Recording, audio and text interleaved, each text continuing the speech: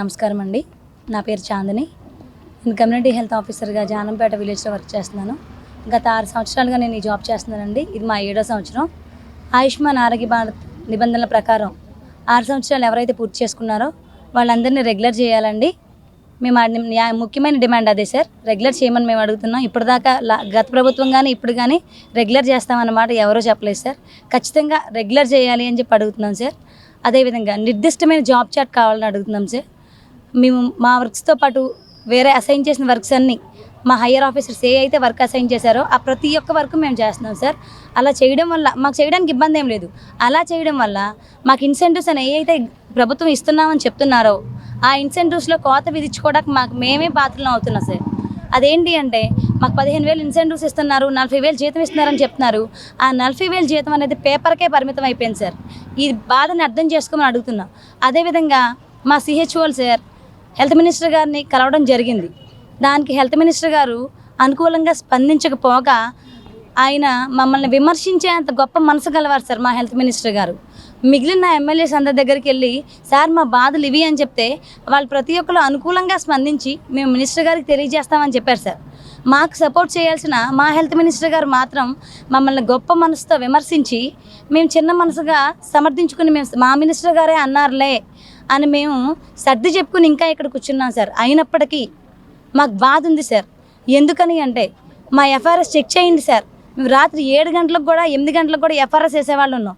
ఇంటి దగ్గరికి వెళ్ళిపోయి ఎవరు ఎఫ్ఆర్ఎస్ నేమ్ చేయడానికి అయితే ఎవరు రారు సార్. మా పని ఆ టైం దాకా స్ట్రెచ్ అవుతుంది.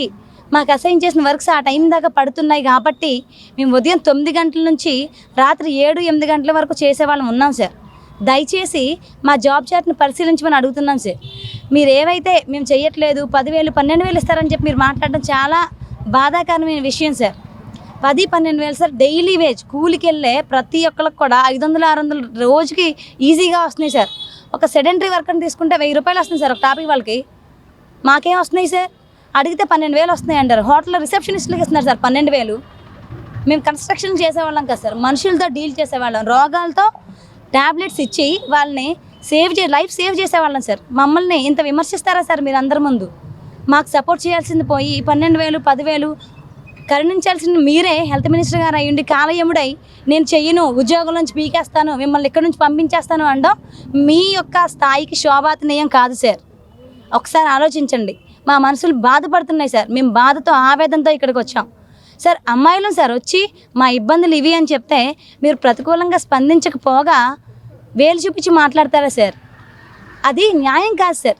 అమ్మాయిలు సార్ హెల్ప్లెస్ అనే సార్ మీరు అలా మాట్లాడుతున్నారు. మాటకు ముందు కాంట్రాక్ట్ ఉద్యోగులు పీకి పడేస్తామంటున్నారు సార్. మేము కష్టపడి సంపాదించుకున్న డిగ్రీలు సార్.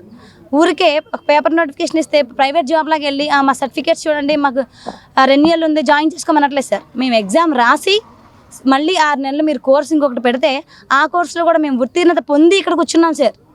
మేమందరం పట్టభద్రులం సార్. మమ్మల్ని అంత నీచంగా అందరి ముందు అవమానించడం చాలా బాధకు గురి చేస్తుంది సార్. ఈ మాటలు మేము తీవ్రంగా ఖండిస్తున్నాం సార్. మా న్యాయమైన డిమాండ్లను మీరు ఒక్కసారి మళ్ళొకసారి విలేజ్ హెల్త్ క్లినిక్లు ఈరోజు మూసేస్తున్నాయో నేమ్సే ఓపెన్ చేస్తున్నాయో మీరే ప్రజల మధ్యలోకి వెళ్ళి ఫీడ్బ్యాక్ తీసుకోమని అడుగుతున్నాను సార్.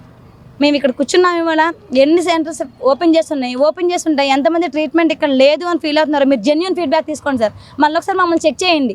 చెక్ చేసిన తర్వాతే మా దగ్గరికి రండి. మీ మాటలు మీరు వెనక్కి తీసుకొని అడుగుతున్నాం. మమ్మల్ని రెగ్యులర్ చేయాలి సార్. నిర్దిష్టమైన జాబ్ చార్ట్ మాకు ఇవ్వాలి. అదేవిధంగా ఈపీఎఫ్ఓ సార్ ఏదైతే మీరు ఆపేశారో అది మళ్ళీ మేము రీస్టార్ట్ చేయమని అడుగుతున్నాం సార్. ఈపీఎఫ్ఓ ఖచ్చితంగా రీస్టార్ట్ చేయాలి. మేమేవి పెద్ద కోరికలు అడగట్లేదు సార్. అడగకూడని అసలు అడగట్లేదు. మా హక్కుల ప్రకారం మేము చాలా శాంతియుతంగా మేము ఎవరిని విమర్శించట్లేదు, గొడవలు పెట్టట్లేదు. ఏ మాటలు అన్నా సర్దుకుపోయి ఇక్కడ కూర్చుని మా మినిస్టర్ గారే కదా, మా సీఎం గారే కదా, మా బాధలు పట్టించుకోరా, ఏదో ఒకసారి మమ్మల్ని పిలిచి మా బాధలను వినకపోరా అని ఎంతో సహనంతో మేము ఇక్కడ ఎదురు చూస్తున్నాం సార్. మాకు సపోర్ట్ చేసే ప్రభుత్వాన్ని ఖచ్చితంగా నమ్ముచున్నాం సార్. అదేవిధంగా మాకు సపోర్ట్ చేసి మమ్మల్ని అందరినీ పిలిచి మా ఇబ్బందులు ఏంటి అని మమ్మల్ని పిలిచి ప్రభుత్వం వారు మాట్లాడే వరకు ఈ సమ్మెను ఇలాగే కొనసాగిస్తామని మీడియా పూర్వకంగా గౌరవనీయులైన సీఎం గారికి మా బాధలను అర్థం చేసుకోమని రిక్వెస్ట్ చేస్తున్నాం sir. Thank you.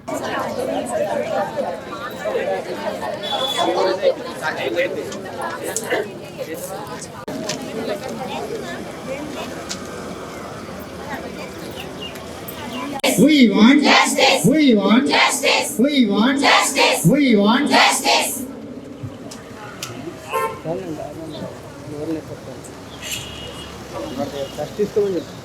We want justice. Sexual ఐక్యత. Sexual ఐక్యత. Sexual ఐక్యత. Sexual ఐక్యత. Pending incentives వెంటనే. Pending incentives వెంటనే. Pending incentives వెంటనే. Pending incentives వెంటనే. We want justice. We want justice. We want justice. We want justice. We want justice. We want న్యాయపరమైన డిమాండ్లను స్వేచ్ఛల న్యాయపరమైన డిమాండ్లను స్వేచ్ఛల న్యాయపరమైన డిమాండ్లను వర్ధిల్లాలి వర్ధిల్లాలి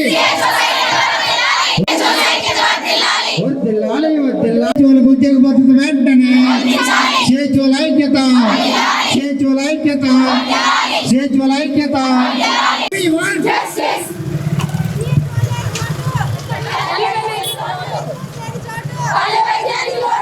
శుభం సంబరం జీవి మాల్ తో ప్రారంభం. ప్రతి 10,000 రూపాయల షాపింగ్ పై 149 రూపాయలకే డఫల్ బ్యాగ్, 15,000 రూపాయల షాపింగ్ పై 549 రూపాయలకి 20 ఇంచెస్ సూట్ కేస్, 25,000 రూపాయల షాపింగ్ పై 749 రూపాయలకే 24 ఇంచెస్ సూట్ కేస్, 30,000 రూపాయల షాపింగ్ పై 949 రూపాయలకే 28 ఇంచెస్ సూట్ కేస్ పొందండి. ఇంకా షాపింగ్ పై గిఫ్ట్ వోచర్ ఉచితంగా పొందండి. G V mall, Vijay Vihar centre, R R Peta, Eluru.